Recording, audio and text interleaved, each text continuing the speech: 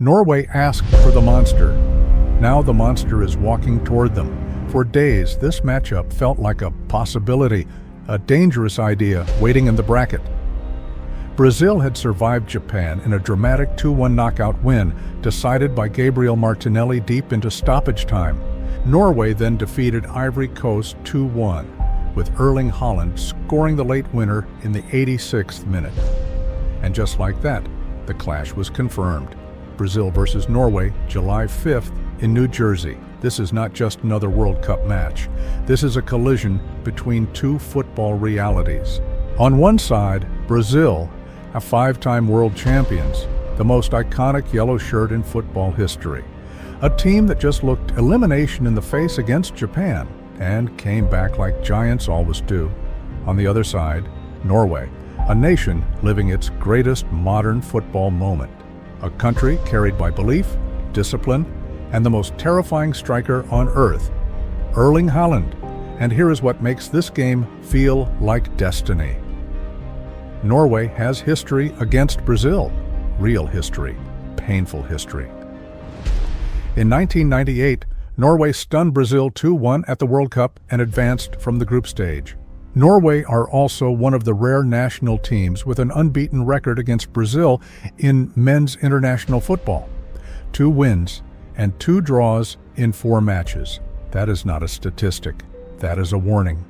Because Brazil does not enter this match only facing Haaland. Brazil enters facing a ghost from 1998. A ghost that says Norway has already done this before. A ghost that tells every Norwegian player, why not again? But this version of Brazil is different. This Brazil has already suffered, already been punched, already been doubted against Japan. They were behind, uncomfortable, pressured, and forced into the darkest place of knockout football. Then they survived. And survival changes a team. It creates something no training session can build. Belief under fire. Now Brazil arrives with Vinicius Jr. attacking space, Neymar returning as a psychological weapon, Bruno Guimaraes controlling rhythm, and Carlo Ancelotti managing the emotional temperature like a man who has lived through every kind of football war. That is the first battle, not tactics, emotion. Norway will try to make Brazil feel the weight of the past. Brazil will try to make Norway feel the weight of the present. And in the middle of it all stands Haaland, the nightmare matchup, a striker who can touch the ball 5 times and decide an entire World Cup. Against Ivory Coast, he was quiet for long stretches. Then, in the 86th minute, he appeared. 1 chance, 1 finish, 1 nation sent forward. That is what Brazil must fear, not Norway dominating possession, not Norway creating endless chances, but Norway waiting for the one moment when Haaland separates from Gabriel or Marquinhos by half a meter. Half a meter is enough. Against most strikers, defenders can recover. Against Haaland, recovery is often already too late. But Norway has its own fear, and that fear wears number 7, Vinicius Jr.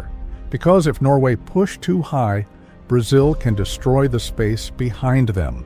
If Norway sit too deep, Brazil can suffocate them with pressure. If Norway double Vinicius, they leave someone else free. If they don't double him, they risk watching the game disappear in one sprint. That is the cruelty of this matchup. Both teams have a weapon the other side cannot fully control. Haaland is vertical terror. Vinicius is horizontal chaos.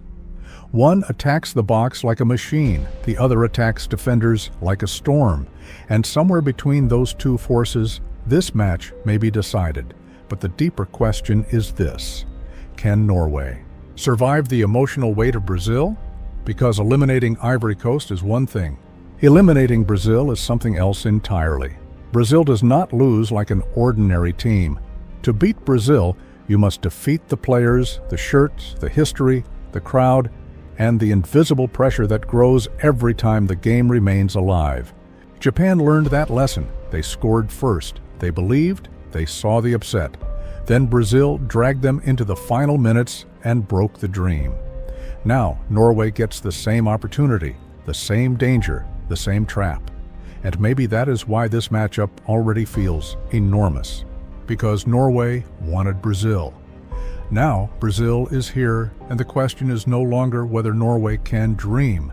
The question is whether they can survive the moment when Brazil stops suffering and starts hunting. There are football matches, and then there are matches that feel much bigger than 90 minutes.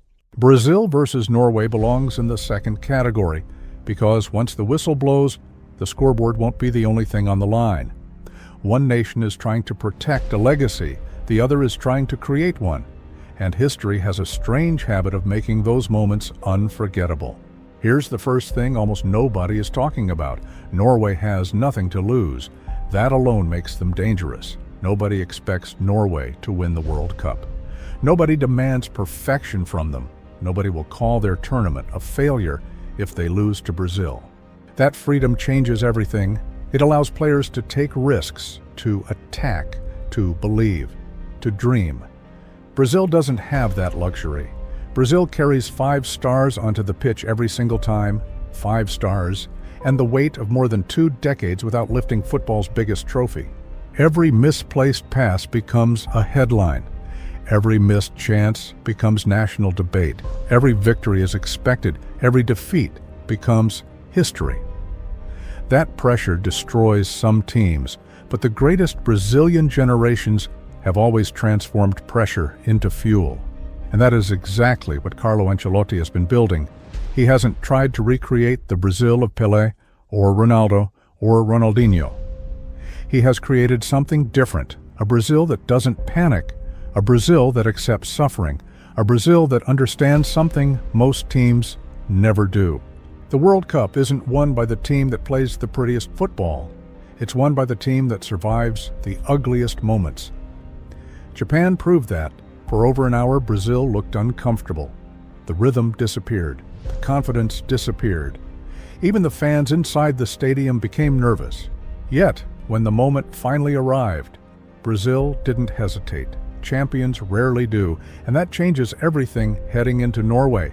Because Norway isn't facing the Brazil that comfortably won its group. They're facing the Brazil that already escaped elimination. That experience matters. It creates emotional scars, but it also creates emotional armor. Every player inside that dressing room now knows exactly how much pressure they can survive. That confidence cannot be taught. It must be earned. But here's where this story becomes truly fascinating. Football isn't just a tactical game. It's a psychological game disguised as a sport. And psychologically. These teams couldn't be more different. Norway believes because of Erling Haaland. Brazil believes because of history. Haaland gives Norway confidence that one chance is enough. Brazil's history tells every player that no match is ever over. Neither belief is imaginary. Both have already been proven. That's why this feels less like a football match and more like 2 completely different philosophies colliding. One explosive, one eternal one built around the future, one built upon nearly a century of greatness, and somewhere in the middle stands Vinicius Jr. Perhaps no player represents modern Brazil better. He isn't trying to become the next Neymar or the next Ronaldo. He's becoming the first Vinicius, fast, fearless, relentless, the kind of player defenders hate facing because he attacks something much deeper than space. He attacks confidence. Every successful dribble plants doubt. Every acceleration forces hesitation. Every hesitation creates another opportunity. Against Norway, that battle could define everything, because Norway's defensive line will eventually face an impossible decision. Step forward or step back. Give Vinicius space or give Haaland more possession by sitting deeper. There is no perfect answer, only different risks. And World Cups are usually decided by whichever team manages risk better, not perfection. Risk. Then comes the battle. Very few supporters will notice. The benches. Championship teams don't just have great starting 11s, they have solutions. If the match slows down, Brazil can change the rhythm. If Norway tires, Brazil can introduce fresh creativity. If the game becomes chaotic, Ancelotti has spent his entire career managing chaos. That is why experience becomes priceless in tournaments like these. Because knockout football rarely follows the original plan, the manager who adapts usually survives, and few managers in football history have adapted better than Carlo Ancelotti. But football loves irony. Imagine this. Imagine Haaland scores first. Imagine Norway begins believing. Imagine Brazil once again finds itself chasing the game. Would panic return? Or would Japan have already prepared Brazil for exactly that scenario? That may become the defining question of this entire World Cup. Because champions are rarely identified by their easiest victories, they're identified by the matches they refuse to lose. And perhaps that's why so many football fans suddenly see Brazil differently.